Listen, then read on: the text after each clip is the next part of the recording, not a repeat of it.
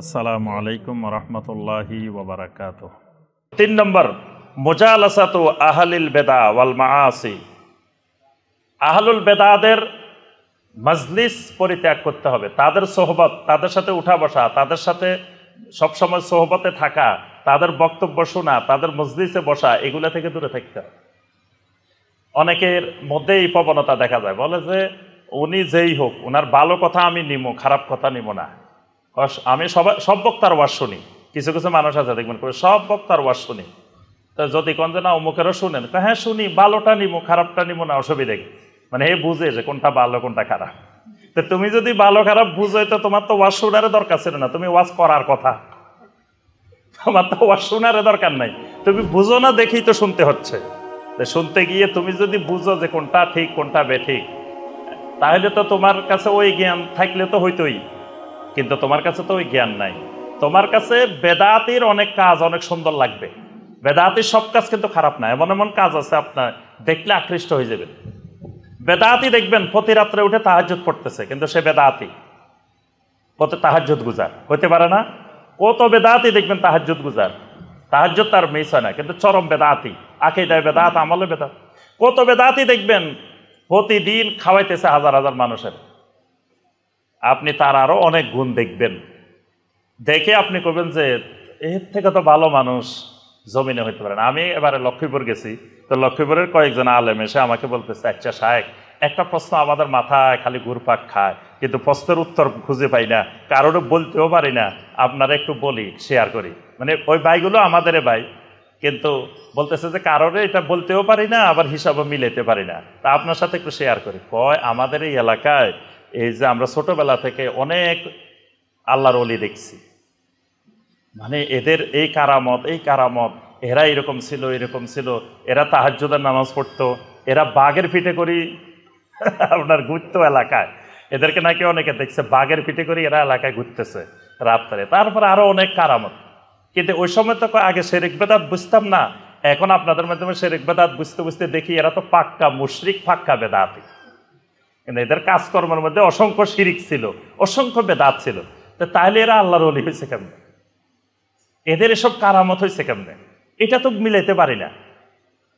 তা আমি বললাম যে এই তো যেই কারামত, যেই যা যা শুনছেন, এগুলো আসলে সব মানে আজগবি, এমনি শুনছেন, লোকের মুখে এমনি শুনছেন। আর এগুলো দুই একটা হইলে একটা দুইটা প্রচার হইতে পারলে 100টা এমনি প্রচার হয়ে যায়। তাহলে দেখেন ওই এলাকার মানুষগুলো মনে করতেছে যে এই লোকটা বেদাতি হোক যাই হোক, কিন্তু সে তো তারে দেখছি প্রতিদিন তাহাজ্জুদের নামাজ পড়তে, তারে দেখছি 5 ওয়াক্ত নামাজ জামাতে পড়তে, তার এরকম ভালো ভালো কত গুণ, তো বেদাতি হোক মুশরিক হোক আমার অসুবিধা নেই। এজন্য এদেরকে কিন্তু মানুষ ছাড়ে না। তাহলে আপনি এদেরকে না ছাড়লে সে সুন্নি হইতে পারবে না, সে কোনোদিন আহলে সুন্নাত হইতে পারবে না। তাহলে এদেরকে ছাড়া কিন্তু অনেক কঠিন।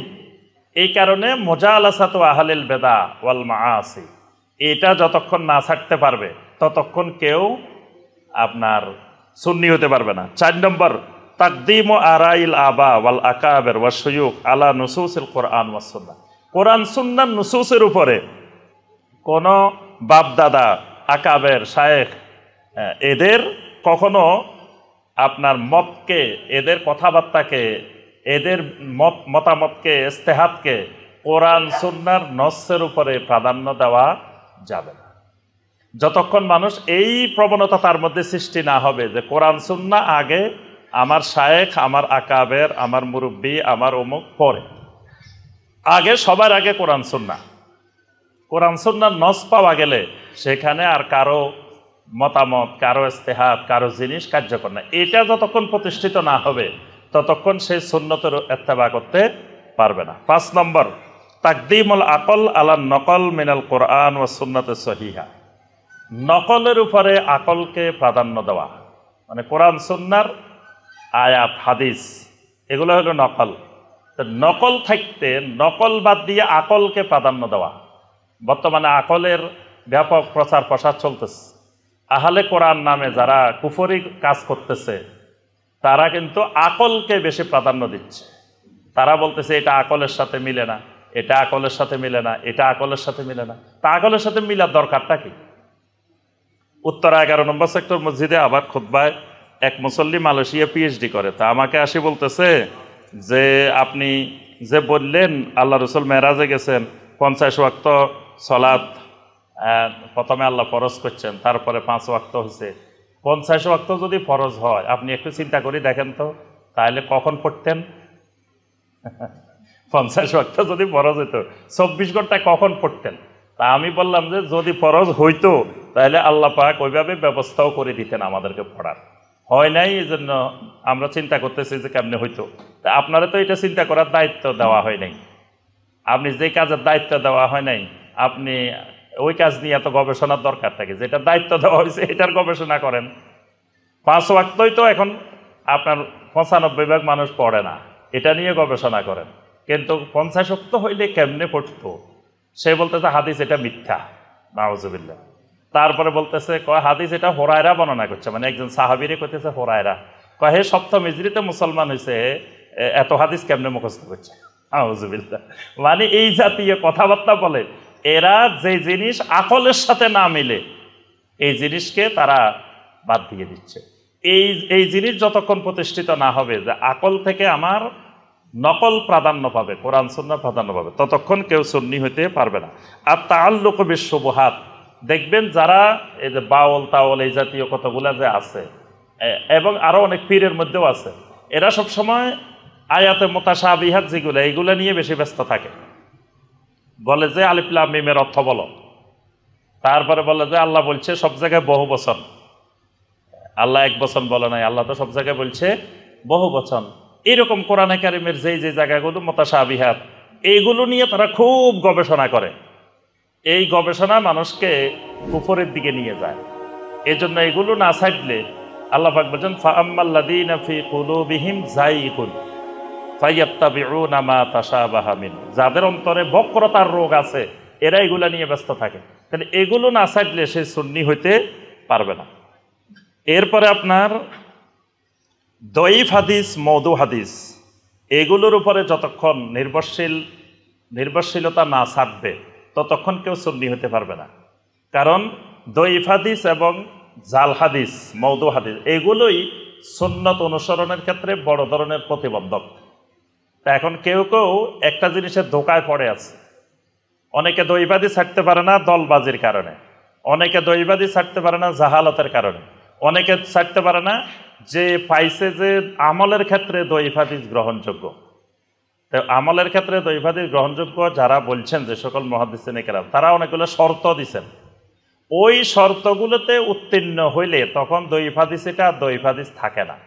ওই শর্তগুলোতে উত্তীর্ণ হইলে এটা হাসান পর্যায়ে পৌঁছে যায়।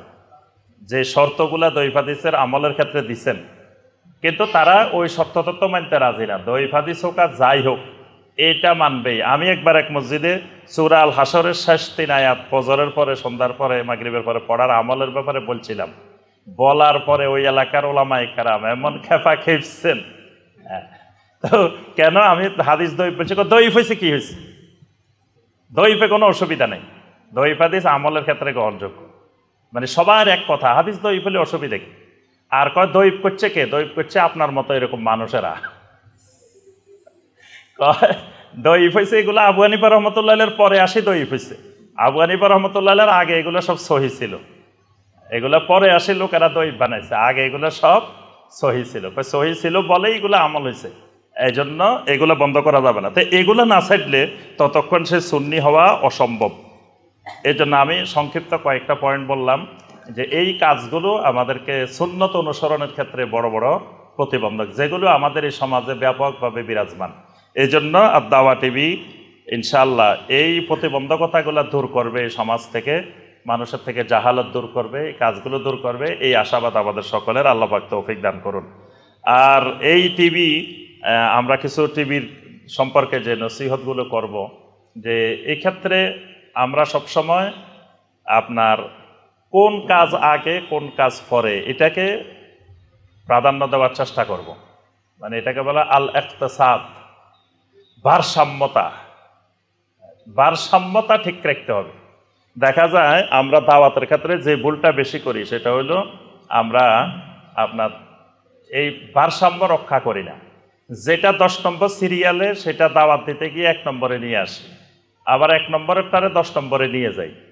এই কারণে অনেক সময় দাওয়ার মধ্যে বরকত হয় না। এজন্য দেখা গেছে যে এই সমাজের মানুষের রোগ আছে 10টা, 10টা একসাথে চিকিৎসা শুরু করলে রুগী মরেই যাব, বাঁচার সম্ভাবনা নেই। তাহলে 10টার একসাথে চিকিৎসা করা যাবে না, চিকিৎসা করতে হবে একটা একটা। কোনটা আগে জরুরি, 1 নম্বরে কোনটা, 2 নম্বরে কোনটা, 3 নম্বরে কোনটা, এভাবে তার 10টা রোগের সিরিয়াল করতে হবে। সিরিয়াল করে 1 নম্বরটা থেকে ট্রিটমেন্ট শুরু করতে হবে। তো যে সমাজের মানুষ ধরেন তাওহিদে বুঝে না, তা তাওহিদে নাই, তার ভিতরে কুফরি আছে, শিরিক আছে, সে কুফর আর শিরিকে জড়িত, তাকে যদি আপনি বুকের উপরে হাত বাঁধান, বুকের উপরে হাত বাঁধলে কি, হে হাত না বাঁধলে কি, তার তো চলাতে কবুল হবে না, কারণ তার ইমানে নাই, তার তাওহিদ নাই, তার ভিতরে শিরিক আছে, কুফরি আছে।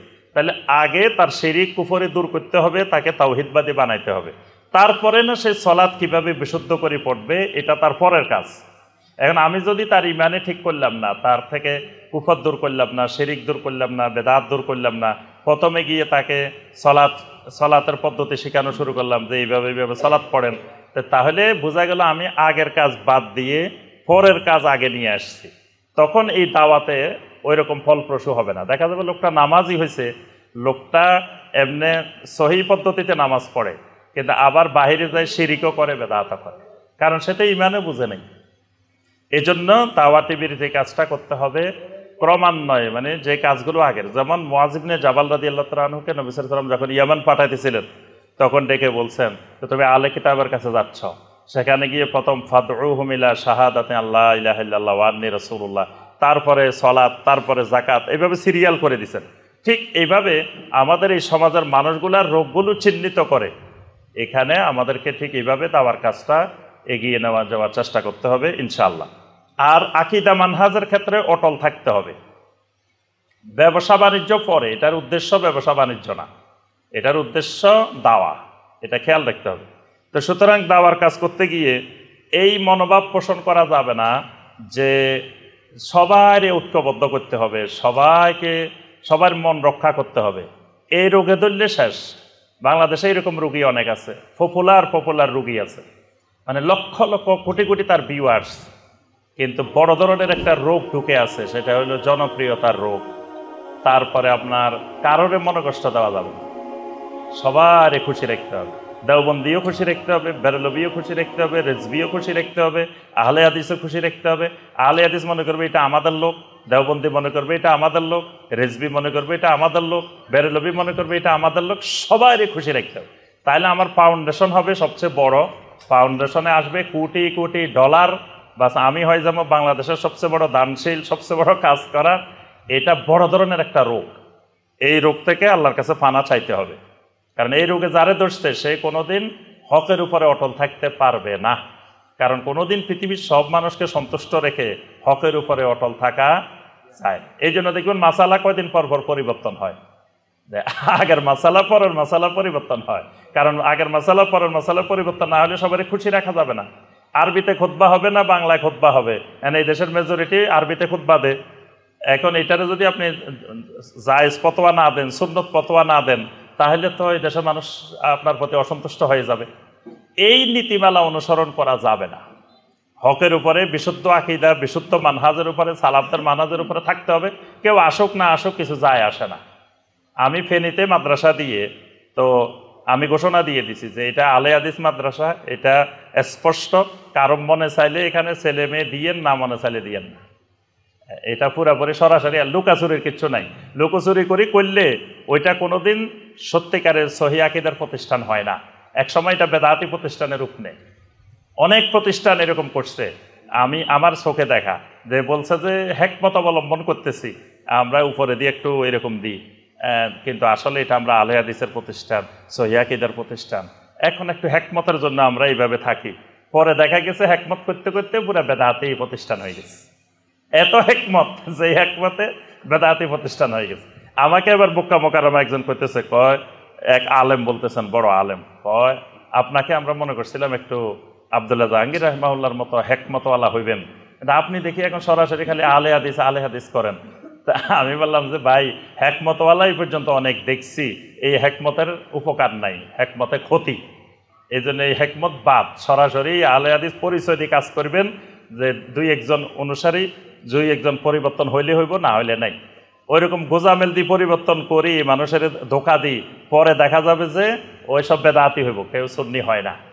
এই জন্য ওই হেকমতের দরকার নেই, ওই হেকমত থেকে দূরে থাকতে হবে। এই জন্য সরাসরি আপনি আপনার পরিচয় স্পষ্ট করে দাওয়াত দিবেন। এই দাওয়াতে যে কয়জন আসলে আসলো, না আসলে নাই। অনেক নবী রাসূল সারা জীবন দাওয়াত দিচ্ছেন, একজনও তাতে দাওয়াতে আসে নাই। তো কি নবীদের দাওয়াত ব্যর্থ হয়েছে? নবীরা সফল। আপনার দাওয়া টিভি আপনার আকীদা মানহাজ ঠিক রেখে দাওয়াত দিবেন, কেউ শুনলে শুনলো, না শুনলে নাই, কিন্তু আপনি সফল। আল্লাহ পাক আমাদেরকে এই নীতিমালাগুলো সঠিকভাবে রক্ষা করার তৌফিক দান করুন। আল্লাহ পাক আমাদের সবাইকে দাওয়া টিভির এক একজন খাদেম হওয়ার আল্লাহ পাক তৌফিক দান করুন।